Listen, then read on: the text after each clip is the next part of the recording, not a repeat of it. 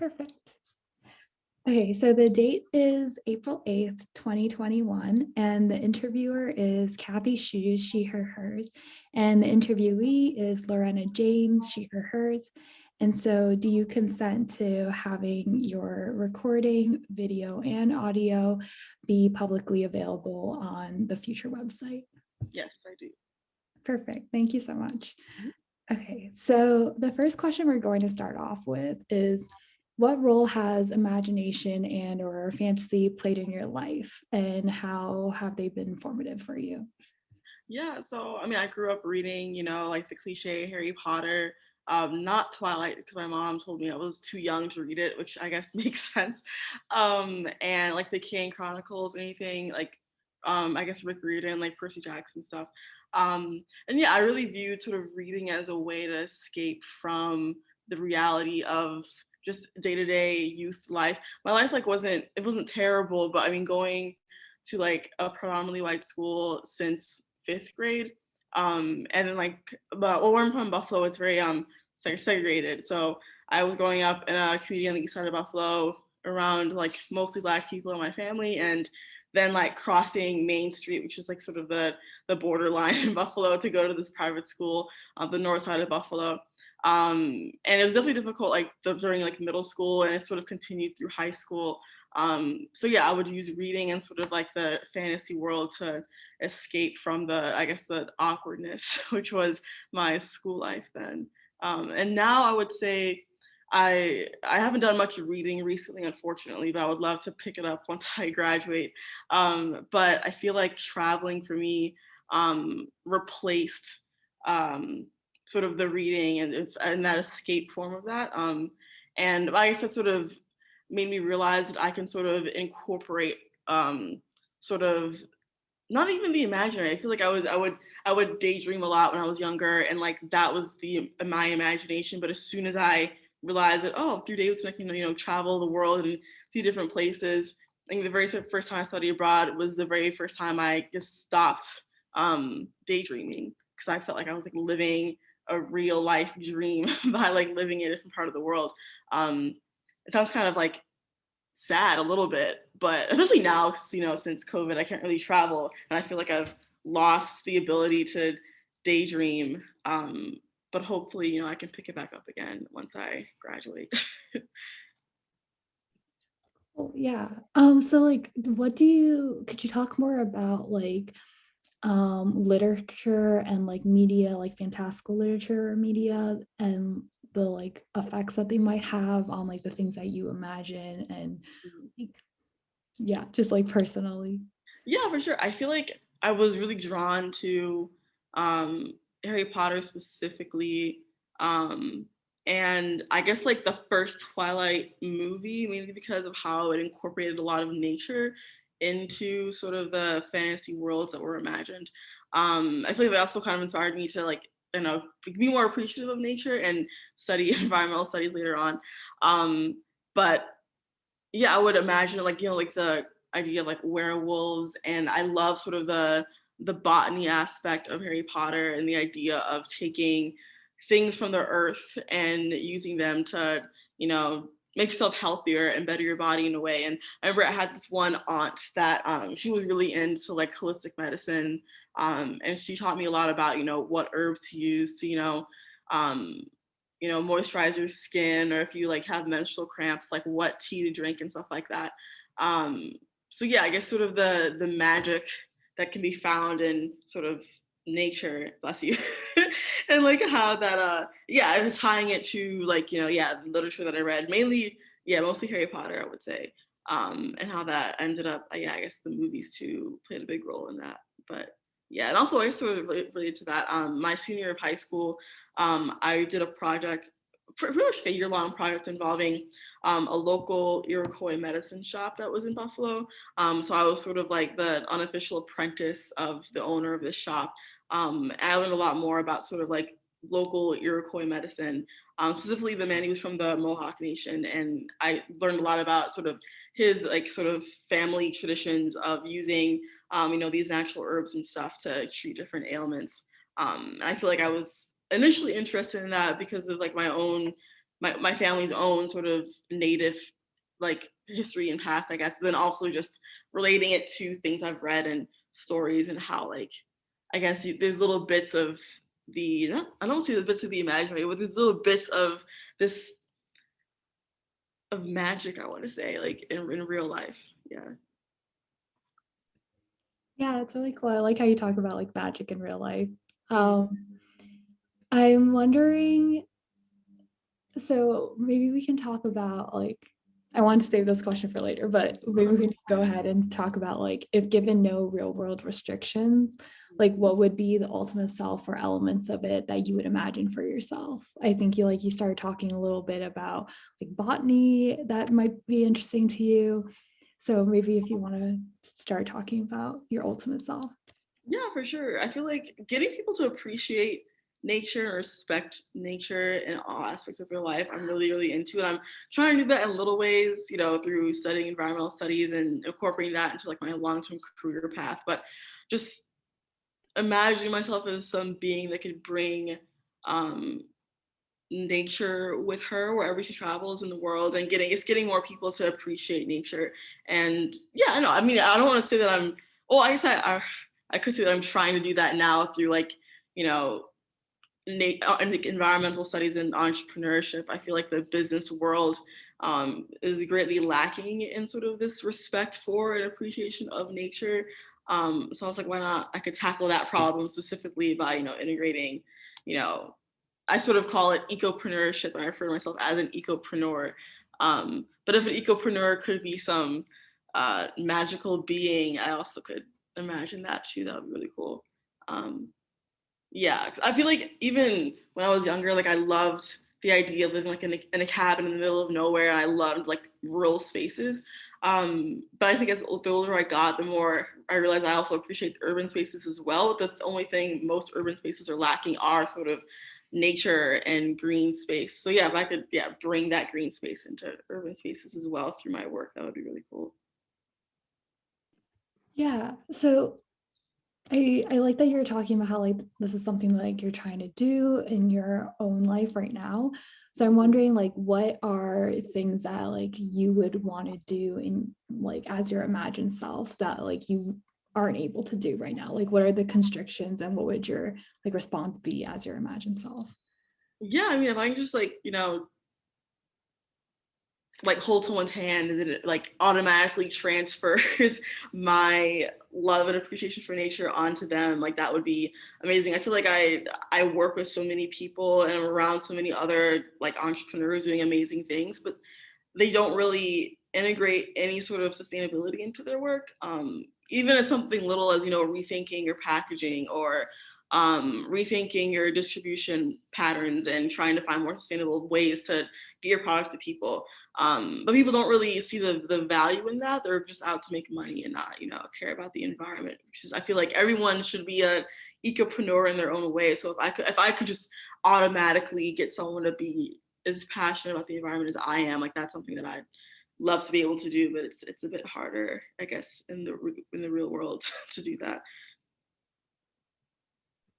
Yeah, for sure. um, are there any other powers other than like transferring your appreciation that you would want?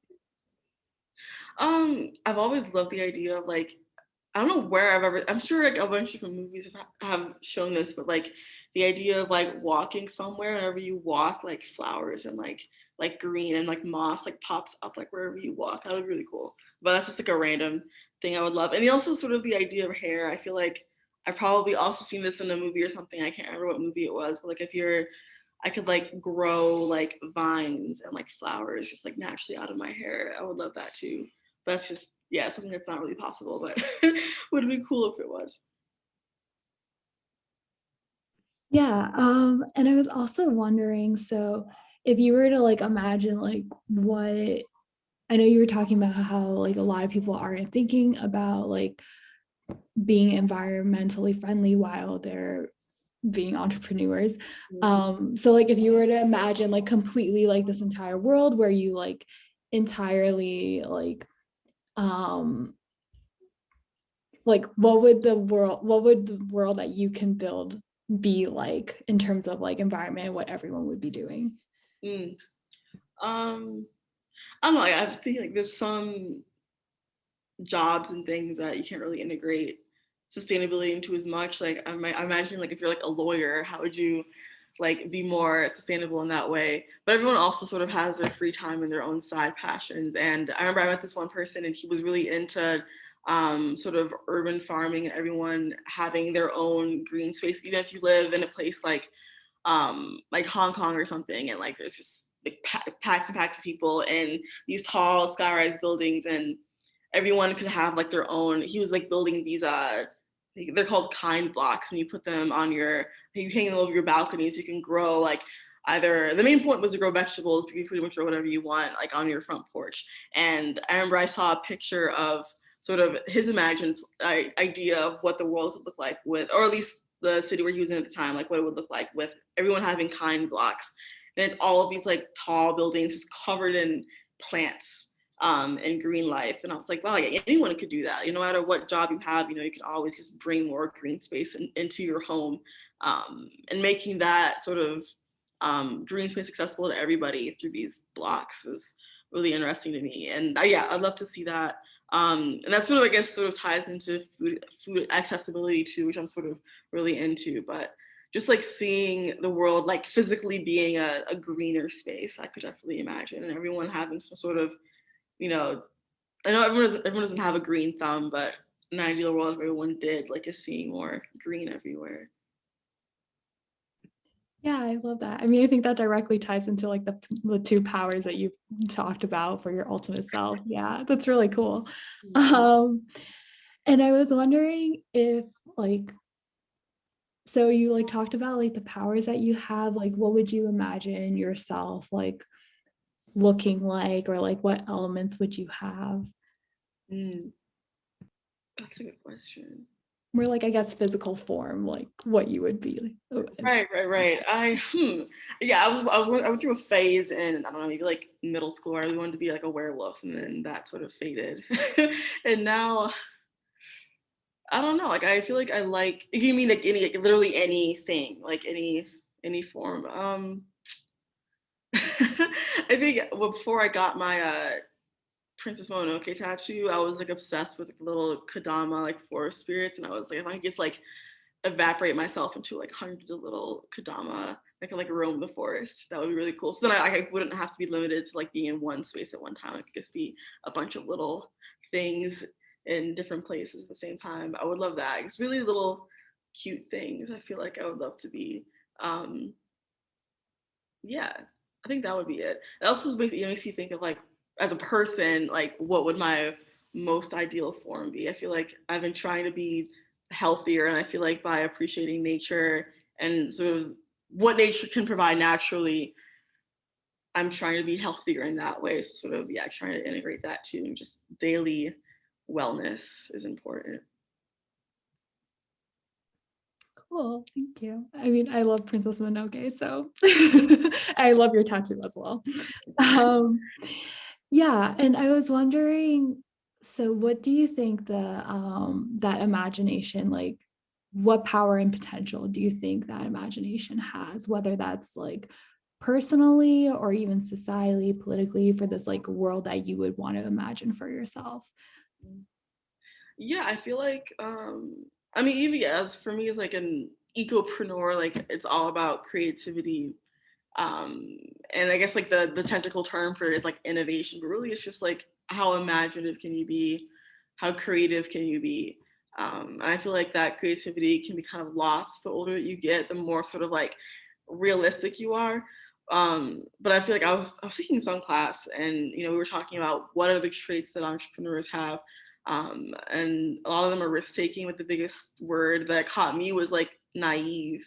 You have and I feel like, yeah, but usually you associate like naivete with children, and you just like not having enough experience in the world to realize that what you imagine can't be brought to fruition. But a lot of entrepreneurs ignore that completely, and they just have this naivete that can bring them to a point where you can actually be successful with sort of this big dream that you have.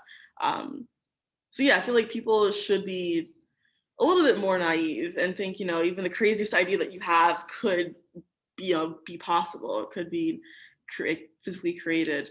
But I feel like people, especially when you get feedback from people, people really shoot down ideas that, think are too crazy. But if everyone could be a little bit more risk taking and sort of the work that they're really passionate about, I feel like that would be really great to see. Because it's terrible when you see like, older people and you can tell, that they've had dreams in the past, but now they're gone because they decided to be more, realistic in terms of like ways to make money. I can't tell you the number of people I've talked to, and I explain like what I want to do is like an ecopreneur, and they're like, but how are you going to make money? And I'm like, give me a second, I'll figure that out as I go. But I'd like to at least try and follow my passions through my work. And if it doesn't work out, it doesn't work out. But you have to at least try. Yeah. And I mean, I know that we talked a little bit about like some things that like, aren't exactly realistic, but like I'm curious to hear about like any of the like crazy ideas that you personally have in terms of like yourself, like the world, like what you have been imagining. Like basically I want to hear more crazy ideas. Yeah, that's great. I feel like I haven't recently. I've been limiting myself. I feel like, especially just with, I guess with COVID, like you're stuck inside all the time, and I feel like because of that, those physical limitations, I've limited my imagination, I guess. But like for me personally, like the crazy idea I have of like is, moving. I mean, even like going to graduate school in China, like my family forever was like, that's not possible. Like, why would you, why would you even try to do that? But now that I've achieved that, I'm, I have to like beat that crazy idea because it's no longer a crazy idea anymore. So I don't know. I feel like I just the idea of traveling and not having like one place to call home, like having multiple homes in different places. And I feel like it ties back to the idea of, like where are you from? Like where do you call home? And right now I feel I can say I can call Buffalo home, I can call Davidson home, sometimes I can call Shanghai home, but I want to have more homes. So that's sort of a crazy idea that I have, I guess. But for the world, yeah, I mean, just, hmm.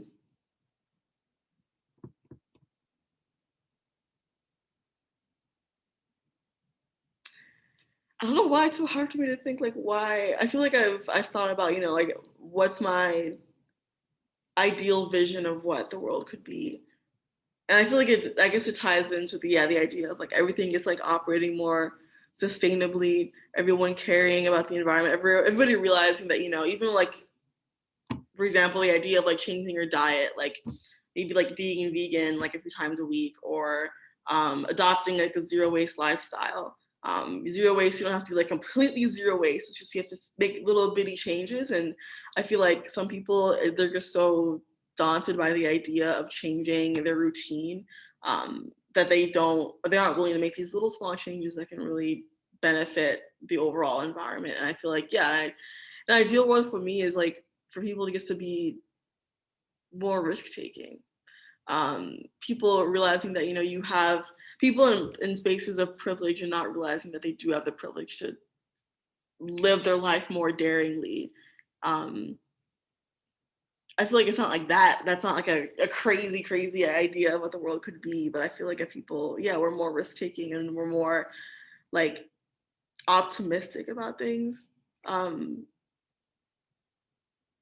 feel like the world could be a better place then. But I mean, it's hard to change someone's mindset, especially as like a singular person. But yeah, I hope that is kind of a okay answer. Oh, of course. I mean, all answers are good. I'm curious, like going back to something that you said earlier about how like the more you traveled, the less you daydreamed. Like I'm wondering if you could explore a little bit more about your relationship between like traveling and daydreaming and what that might mean for you, because it also sounds like you are daydreaming a lot, like you are imagining things. Yeah, maybe I am. I just don't realize it. Yeah, I feel like like I'm an explorer at heart. Even like when my mom, she would work in this office building and there were like a bunch of like abandoned offices in the back. And when I was little, I would go back there and like explore like the old boxes and the old computers and stuff that she had. And I kind of compared that to when like I'm in a new city, you know, going to the grocery store is exciting, you know, like going to the subway and just like getting off and walking around is exciting. But around here, like, you know, going to Harris Teeter's isn't really exciting. Walking down this sidewalk in Davidson isn't that exciting. Um, so I feel like I'm maybe, yeah, I guess, yeah, when I'm in Davidson, I daydream about leaving and going back to, like, I guess mainly Shanghai, because that's the only city that like the big city that I've been to outside of here. Um, but yeah, I don't know. I mean, I think the main thing is just like literally it's the simplest interactions when I'm outside of Davidson and in a different country, like are just exciting to me. Meeting new people is exciting. For some reason at Davidson, I consider myself to be a really strong introvert. Um, and for some reason, I don't know what it is, like meeting people at Davidson, I feel like we're all connected because, you know, we go to the same school. And I don't want to assume that because of that, I already know about people on campus that I haven't met. That's definitely not true. But I'm more motivated to go out and meet people when I'm in a new city than when I'm at Davidson. So yeah, I don't know. It's just not being here is just more exciting. And the excitement is what encourages me to not daydream. So I guess while I'm here, I get my excitement by just imagining myself in a different place, meeting new people, doing new things. Yeah. Yeah, and I'm also wondering, like tying that to your like idea, like what you imagined of like having multiple homes. Mhm. Um, I like kind of see like where, you know, this world that you imagine for yourself environmentally is in reaction to like what our reality is like in terms of the environment. I'm wondering like what you imagine your relationship being to like how you would create all these homes and what these like homes would be like, and also like why it's important to you to have multiple homes. Yeah, I feel like I remember I met this one woman and she owned and still owns like a skincare line and she was I think still now and at the time like the only black woman to own a skincare line in China. And so I was interviewing her for some essay I was writing for a class. And she was explaining how I was asking her, like, what do your parents think about, you know, you moving to China by yourself and, you know, starting a business and everything. And she's like, well, they didn't think it was that crazy because, you know, while her family is from Senegal, she has like brothers and sisters and cousins that have moved to France, to Portugal, to other places in Europe, South America. So like she's used to this idea of just having family everywhere. So she was explaining how she can't call like one place home. Like she has a home in Paris, a home in Shanghai, a home in Senegal. Um, just all these different places she calls home because she has so many friends and family different places. So I feel like that conversation with her really inspired me to think, wow, like, you know, like my family, they're all in Buffalo or all in Charlotte, and that's it.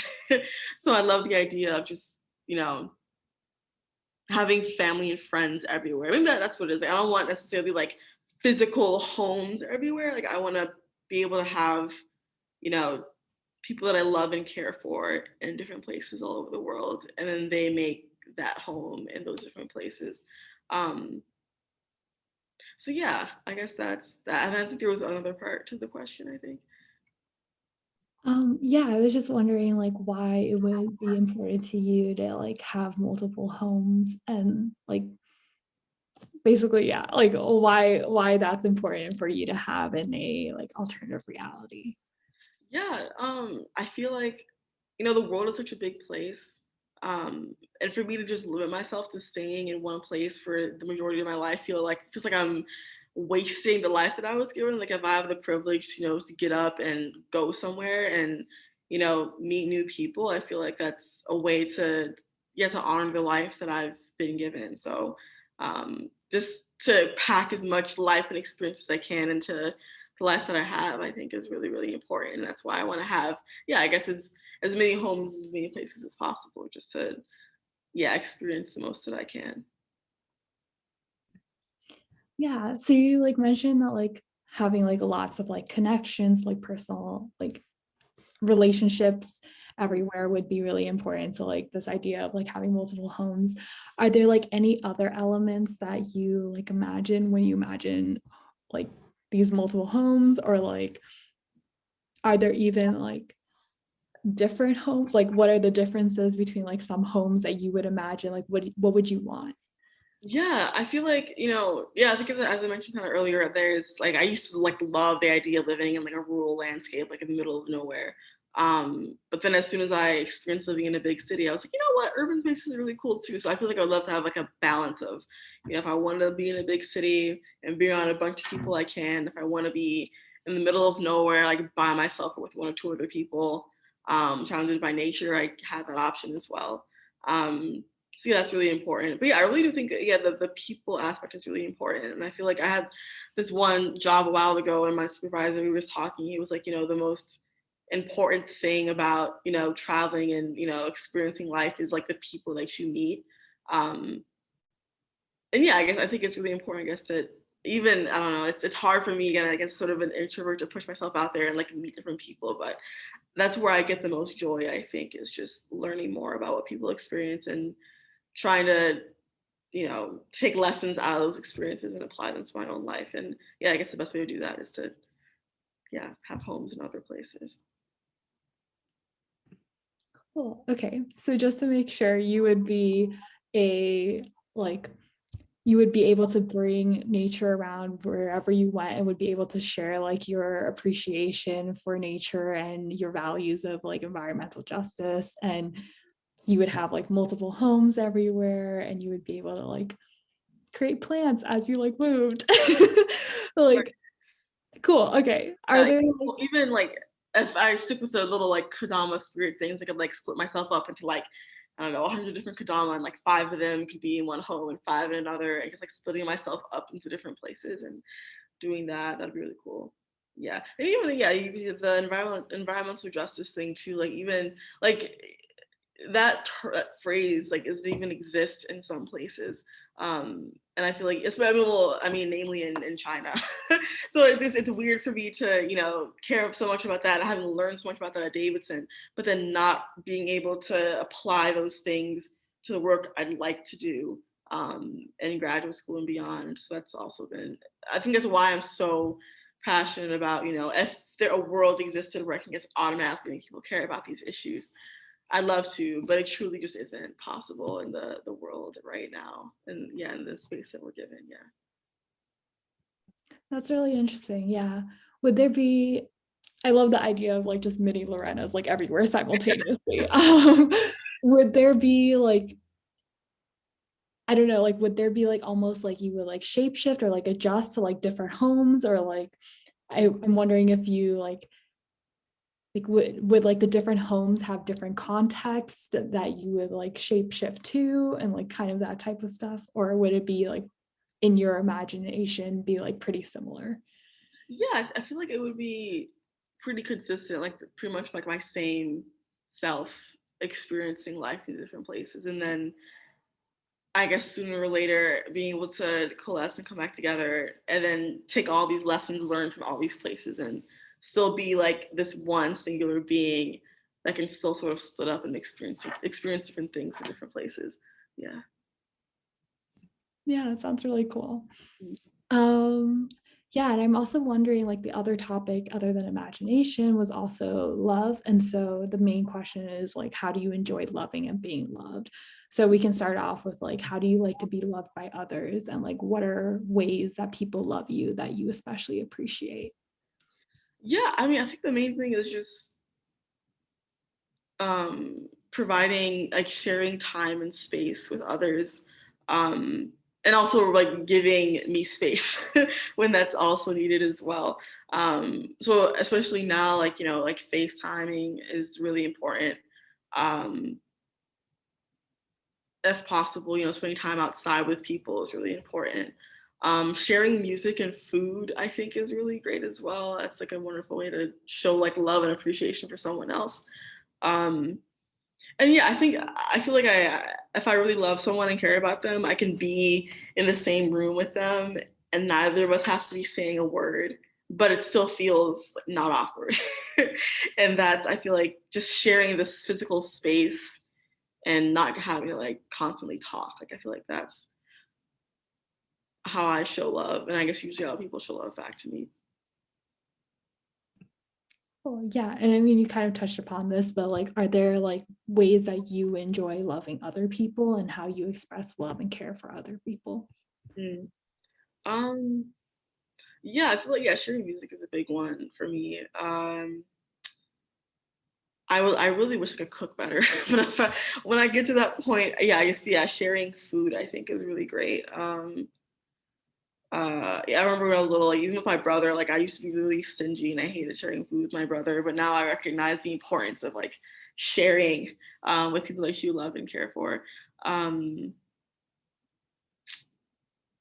Oh yeah, yeah. The big thing, I mean, it's not really possible now, but the big thing for me is like going on little adventures, like traveling around a city or something and like exploring new places with someone.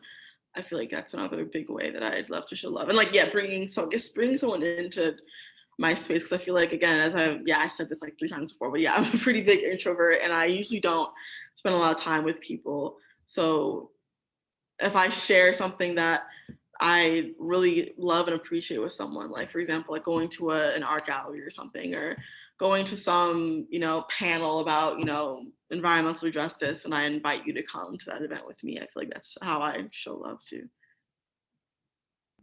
Cool. Yeah. And also like another question, like how do you love yourself? Like how do you express love for yourself and take care of yourself? That's a good question. I feel like I'm trying to do better at that now, but the big thing for me, especially recently, is taking care of my hair. I feel like that's like a big self-care thing that I love to do. Going outside, sometimes it's really hard for me to even just get up and do anything, but as soon as I get up and just go outside, I feel like that gives me energy to get stuff done. So that is really important. Doing any sort of movement, like dancing, um, not I hate running, so not that, but like movement, I think is really important for me too, like yoga stuff, yeah. Um, and listening to music. I think that's about it. Those are all good ways. Yeah, and I'm thinking about in terms of like if I were to visually represent you loving and being loved in the ways that you mentioned and in the ways that you prefer, like what are ways that you see these like forms of love being materialized, whether they're in actions or objects? I know you mentioned some actions, but if you Mm. could talk more about that. Um, yeah, maybe like some sort of soundtrack or something. Recently I've been really into lo-fi music, so that I saw my brother sent this to me, and I would love to do it soon. I just can't do it in my small room, but there you can get a projector and like project a window onto your wall. And so you can pretend you're like in whatever city you want by projecting a window of like some landscape on your wall. And like I would love, yeah, some sort of like, yeah, projection of a place that I love. Um, that could be it. I maybe like have pictures or videos of any choreography that I've made or I'm thinking of making. Uh, yeah, I think that's about it. Yeah. Are there any like actions and like objects that you can think of that like are in relation to like other people, like that you could be like doing in community? I see. Yeah. Like actions to display somewhere, or just actions in general that I would do to show love. Just like actions in general. Mm. Um, Oh, I love I haven't done this in a while because of COVID, but contact improvisation. That was like my favorite form of dance for a while. And just the idea is just like sharing weight with someone, moving with them, but just sort of relying on these spontaneous movements. Um, and really anyone could do it. It's pretty easy to teach the concept of contact improvisation, but I'd love to do that with someone, but I have to wait a little bit. Hmm.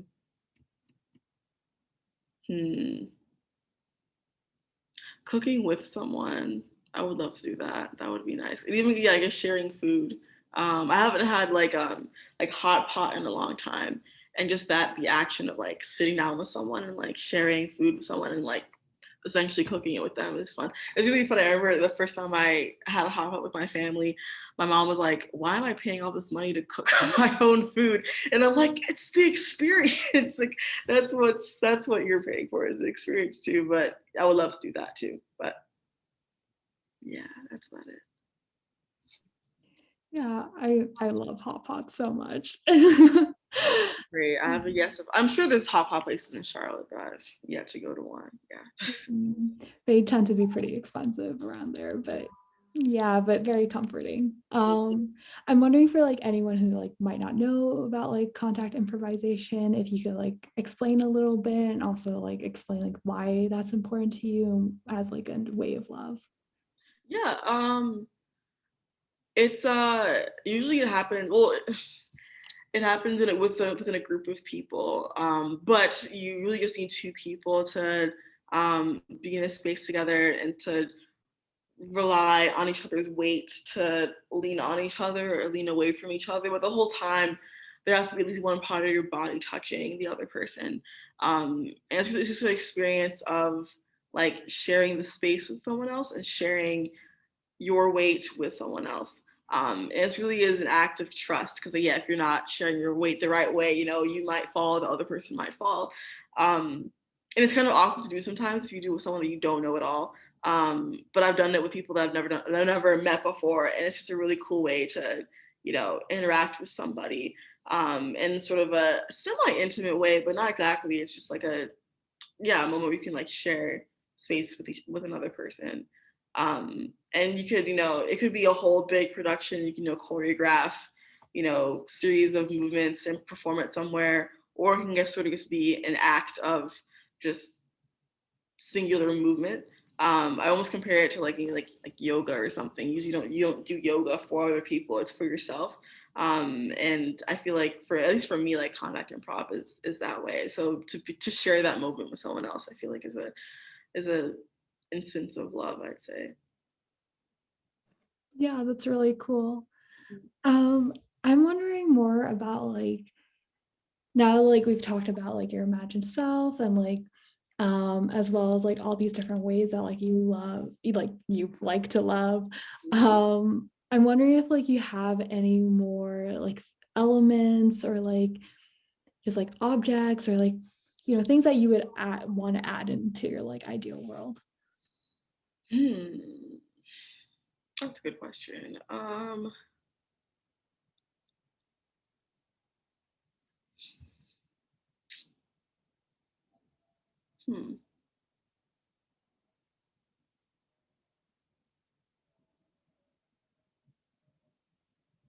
I don't know. I feel like I'm thinking of like moments where I find myself to be at my happiest. And strangely, it's either I'm completely alone and I'm exploring a new place by myself, or exploring a new place with a few other people that I've never met before.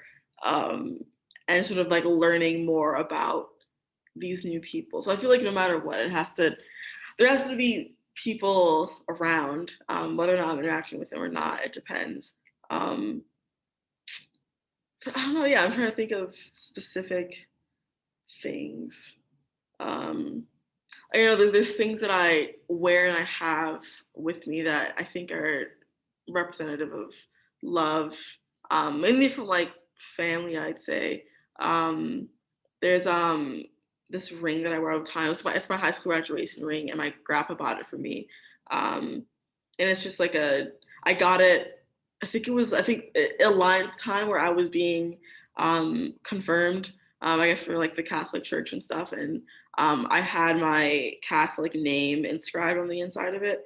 So I feel like that's something that I would always have, and I really care about it a lot. So I'd have that, and then I wear. I used to wear it all the time, then I broke the necklace and I bought a new one. But I always wear a Saint Christopher necklace because he's the saint of like safe travels and stuff. Um, and I think the first time I traveled out of the country other than Canada, but since Buffalo's so close to Canada, it's just I feel like it doesn't really count. But the first time I traveled like for real out of the country, it was aligned with the time I was being confirmed. So I really cared a lot about that religion at the time, and I feel like that sort of will always intersect with any future traveling I do. So yeah, this necklace is really important because of that. And then in my car, there's it's like I wish I had it with me, but there's a bobby pin. No, not a bobby pin, a safety pin. And the summer before I came to Davidson, my grandma sat me down and she sat me on her lap, which is awkward because I was like 18 and kind of vigorously on her lap. And she gave me a box of safety pins because she like always has them around and stuff. And it was like a really random moment. And she was like, I guess this is the last time I'll hold you on my lap. Here's a box of safety pins. So I have one of those safety pins. And then on it, I have an evil eye that my friend got for me when she was in Tajikistan, I think, a few years ago. And so I had that on it. And then I have another St. Christopher like charm on it. And then across from when I had my first communion, and this like sun, moon, and star charm my grandparents got for me when they went to Atlantis without me, which is fine. But they went to Atlantis and bought me this charm. And so I have all of that like pinned in my car with this safety pin. And even whenever I travel, I'll take it out of my car and then I'll like pin it on the inside of my shirt or something. And I'll always have that with me. But yeah, I feel like those are the three things that no matter where I go, if I'm in this world or some imagined world, I would need to have those things with me for sure. Yeah, I love that you have like all these like sentimental objects that are like so full of love. I'm wondering if like after like having like, we've been talking for like a while now, like after this, like what do you think is like what do you think is the importance of like how do we benefit from like talking about these things, like imagining all of these like ideals? Mm. Yeah, it really helps you be more creative, I think. It helps you realize that, your life isn't just limited to what's immediately available and around you. I remember I was talking to my mom once, and I forget like what I said or what I did to her say this, but she was like, like your life isn't a movie. You have to be more realistic about things. And I'm like, at the time, I was like, that makes sense. Maybe I should, like, be more realistic and stop like imagining these crazy things. And then I realized that, life can be movie-esque, I guess. And it's sad to think that your life never could be like a movie. It could never be, this imaginative, like wonderful thing. And I feel like more people need to try and be more creative and spontaneous. But I feel like, yeah, as the older you get and the more set you get in your routine, it's harder to do. But I feel like these conversations can encourage more people to just live your life more spontaneously and more creatively. Yeah, amazing. And that's like all the questions I have prepared. But yeah, is there anything else that you would like to add that like we haven't talked about? Anything in terms of like imagination, your ultimate self, this like world that you would build, or like love, anything? Um, yeah, I mean, even like this imagined world, I feel like the way you view yourself and your overall health and wellness, I think, is really important too, no matter like where you are or what you are. Um, and that's something that no matter where you are and what you are, you kind of have somewhat control over. Um, and even now, I'm still trying to find better ways to, yeah, better care for myself. But in my ideal world, like I would just automatically know like what's best for me and what best routines are best for me and all of that. But yeah, that's a work in progress, I guess. Um, but yeah, I think that's about it. I'm curious for you, like what inspired you to, start this project and like, I guess like choose this specific project in the terms like imagination and love, like why they were so important for you. Yeah, I mean, I also live a lot in my like idealized like own brain, in like this like idealized world in my brain. But yeah, I think it's like for me, a lot of like I think the imagination is seen, or like even like fantasy genres, for example, compared to like nonfiction or like even just regular fiction, is seen as more like something for children, and is like devalued. And so I think it was important to me to recognize that like when we're imagining, like when we're in this act of like imagination, it's like actually like understanding our like reality right now, understanding like what's not enough, and like understanding what we want to change. And I think that there's like I think that once we add the word like imagination, fantasy, it feels like something that's like, just for children. But in reality, like anytime that like we are trying to find solutions, like problem solve, like that's honestly like kind of what you were talking about, like entrepreneurship is like actually like, a lot of it is creativity, a lot of it is like imagining like new like products or like projects. And so like to me, like imagination is at the core of all these things, of like anytime that like we try to think of like an alternative, something to like make the world better. So that's like where my like emphasis on like imagination comes from. And I also think that like to me basically, so like politically, like anything, any change that we would want to enact, like imagination would be integral to it, but also like community would be super integral. And obviously like a lot of like to me like a lot of like interrelationship bonds are based off of like love. And so thinking about like how we can like love radically and like love like outside of like whatever societal constrictions, like categories, like love is super important to me. So I was just like, the imaginary and love, like both of these together, like are like, basically like if I were to think of like some type of like general formula, quote unquote formula for like anything that we would be able to like do to like enact change, like those would be the ways. And I just love imagination. Like both of those things are like so dear to me. So yeah, that's where this came from. Yeah. Yeah, also, yeah, well, the rest of your product goes really well. It's really, really cool. I'm glad you got the funding for it and stuff. Thank you so much. Yeah. Yeah. I'm also wondering like if you have any like, I don't know, any message or something that you would want to add onto the records for like anyone who might be watching. Mm. Hmm. Yeah, I think it's really important that you never lose your imagination. Like no matter what anyone says to you, or no matter how old you get, I feel like imagination is, yes, it's a really youthful thing. And no matter if you're 90 years old and you have your imagination still, you're still young at heart.